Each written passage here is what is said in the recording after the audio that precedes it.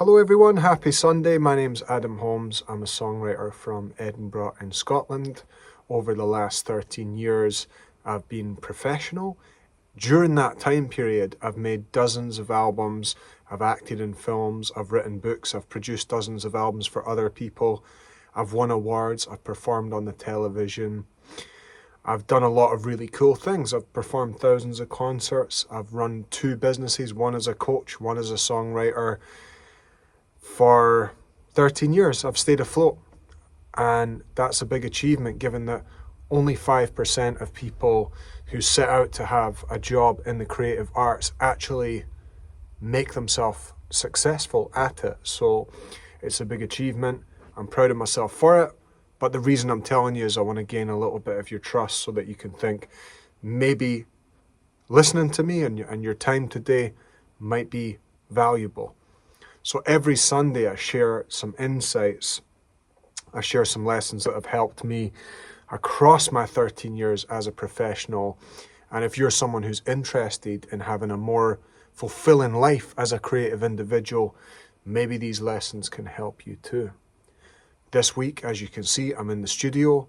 I'm finishing a record right now, which is called Survival. It's my 8th studio album, and I'm beyond excited to share it. I think it's the strongest thing I've done in the most vulnerable thing I've done as well. Isn't that interesting? Strong, vulnerable. I think it's the most authentic thing I've done, and I'm very, very excited to share it with everyone. This week, I want to chat to you guys about courage and what courage is and why it matters as an artist. This topic came to me because I was singing on Instagram Live and someone said to me, I said to them rather, courage is one of the most important virtues because it is the virtue that makes all other virtues possible. That's a Winston Churchill quote that I've always loved. And I said this on an Instagram Live and someone said, yeah, but you've got a gift. And I agree in the sense that I can sing. I have a good voice. But if I didn't have the courage to share my voice, if I didn't have the courage to share something which I was given, my voice is not something, I've worked on it, but it's not something that I really have control over. It's the way my vocal cords are put together. It's the way my voice sounds. But my point to this person was, if I didn't have the courage to share my voice, there would be no awareness of it as a thing in the world. So it got me thinking about what courage is. What is courage? And does it matter if you have a talent or a gift? I think it does, and here's why. I want to define courage. This is from the Oxford Dictionary. Courage, strength in the face of pain or grief. The ability to take action despite risks, difficulties, costs, or penalties. And I thought that's interesting. The strength in the face of pain or grief, right? What is strength? And I looked up the definition of strength. Strength is the capacity to withstand great force or pressure. What's withstand? Withstand, to offer opposition to. Opposition, what's opposition? Dictionary definition is contrast. So I thought this was interesting. To have courage is to consistently offer contrast to your own weakness with determination. The point of the gym, when I go to the gym, is not to be strong in the gym. The point of the gym is to increase the frequency of the amount of times that I'm actually weak. Isn't that crazy to think about? If I go to the gym and I do a bunch of push-ups and a bunch of squats, the reason for me to be inside that gym is to make myself weak more often. The more times I'm weak, the more I increase my strength. It's a crazy dichotomy. I have been thinking a lot about my purpose lately. I was thinking how my mission in life is to inspire others. My mission is to be an artist, to create my own music, but also to inspire others.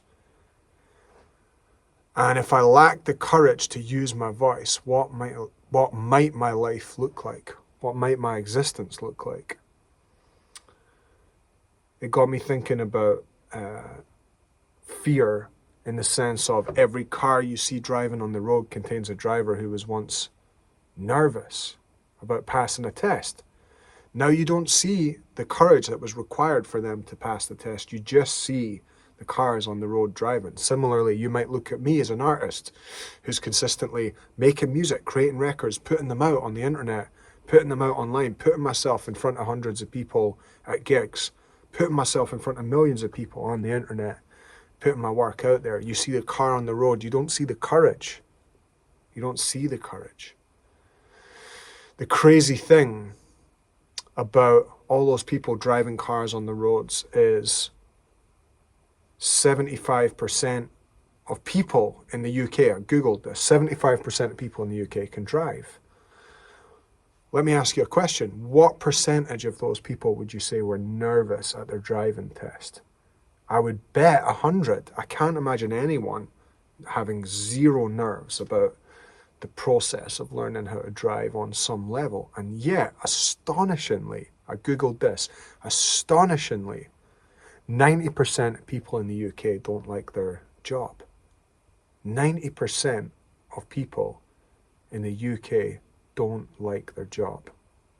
That's crazy to me. That's an epidemic. So why don't more people treat their own fulfillment like a driving test?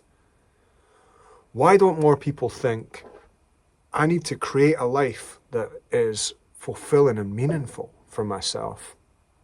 Is it going to feel bad to do that? Yeah, on some level, but am I willing to experience the negative emotion to get what I want in my life?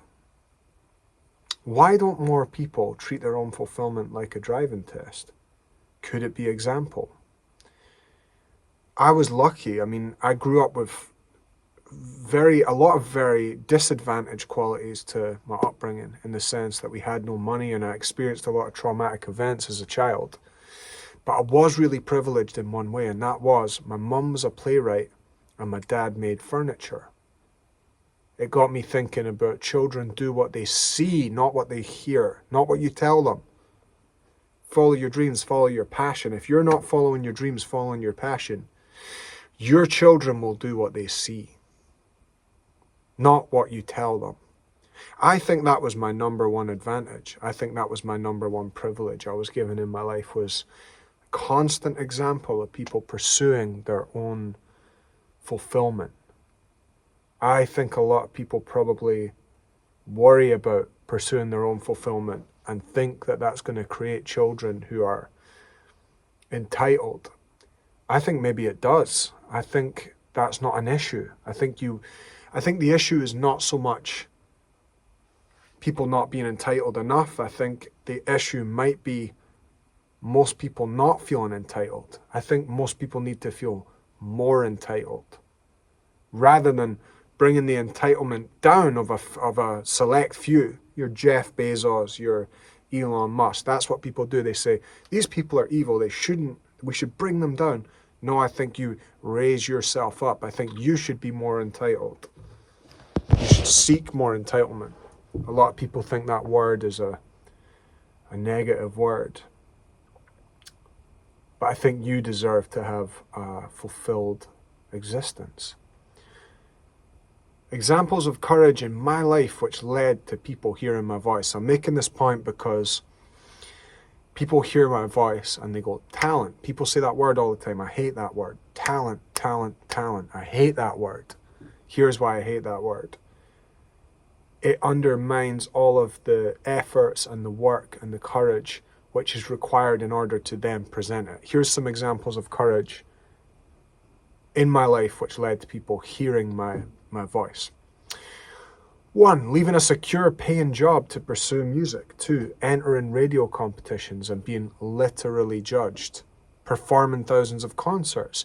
Approaching people to ask for financial investment in albums. Releasing music and being reviewed. Consistently posting on social media. The reason you're watching this right now is because I got over myself enough to to post consistently. So here's the thing, you can have all the talent in the world, but if you don't put yourself out there, if you don't get over yourself and get over your ego, no one's ever going to know. No one's ever going to hear. It's never going to be of any use to anyone. So if you want to be useful, you have to get over yourself. And if you want to get over yourself, you need courage. Where are you already using courage? Like I mentioned earlier, 75% of people in the UK drive. So 100% of those people have used some level of courage at some point within that process. All of us have to go through an immense amount just to be an adult and be withstanding. I think a lot of confidence doesn't come from achieving, it comes from acknowledgement of what you've already achieved or been through. And I'm going to give you a few questions now, which I hope can give you more courage and more confidence. There's 5 of them. Number 1, if I didn't need to feel positive emotion, what action might I take? If I didn't need to feel positive emotion, what action might I take? The craziest thing in life is everything you do is to get a feeling. Everything you avoid is to avoid a feeling. If you didn't need to feel positive emotion, what action might you take? Would you sign up for the boxing fight? Would you put yourself online, a video of you performing or reading your poetry or singing? Would you ask that person out for some dinner or a coffee? If you didn't need to feel positive emotion, what action might you take right now? Number 2, if the person you loved most in the world's life was at stake, what action might you take? I use this for idea generation. When I'm in the gym, sometimes I'm like, if someone was going to kill Rosa, could I bench? They're like, you need to bench 100 kilograms or I'm going to kill Rosa. That's the level I go to. If someone was going to kidnap my daughter, could I reach out and tell 10 people about my coaching practice?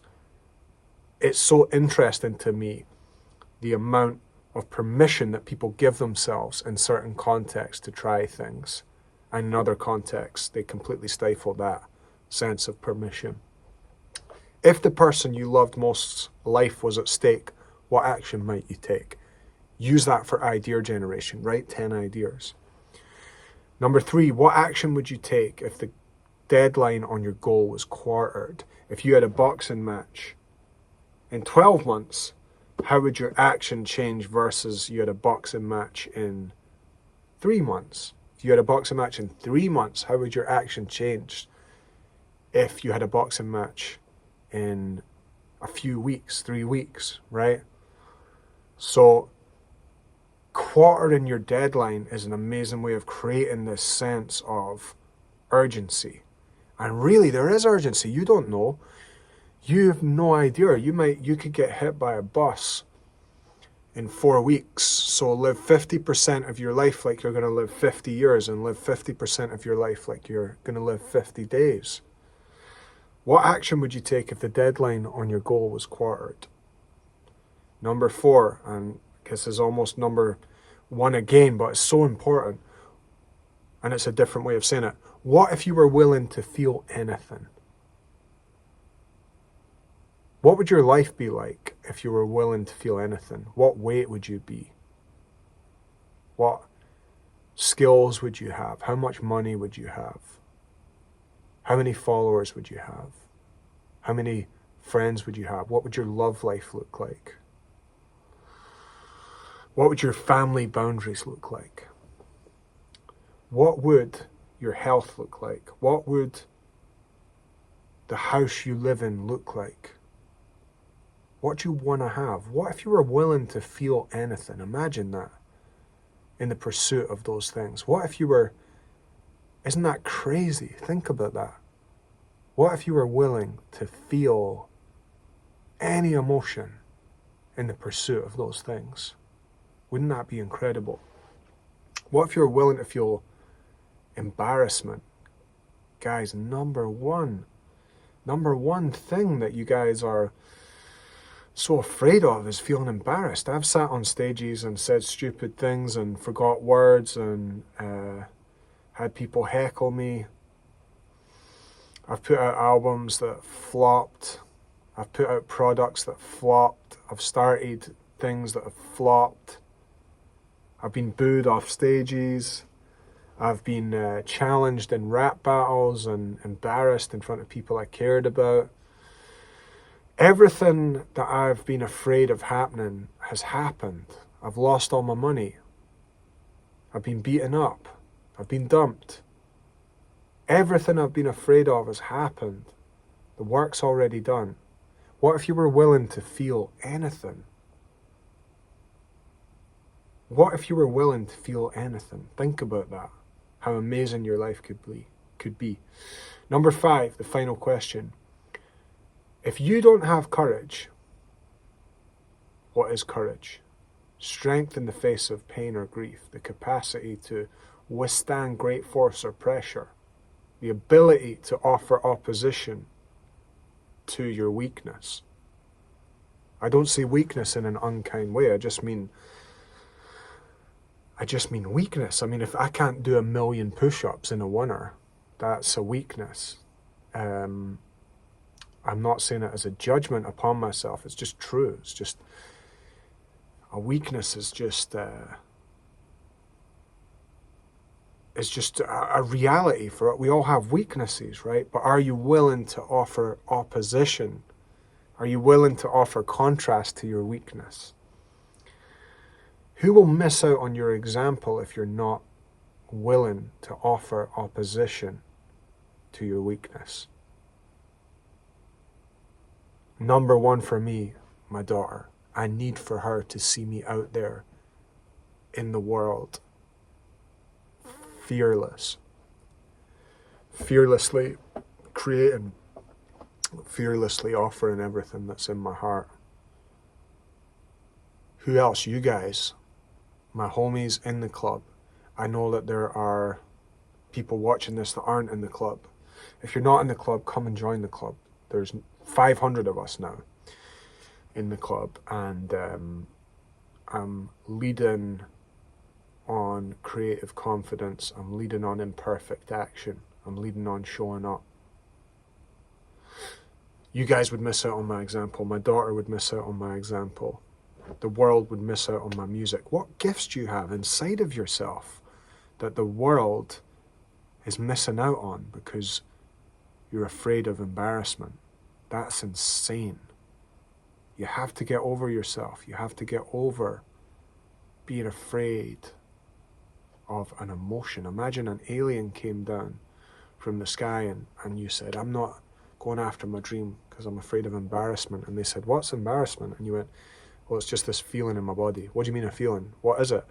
Oh, it's just this kind of like icky vibration in my chest. All right, so you're not getting everything that you want in your life because you've got a little vibration in your chest. Are you kidding me?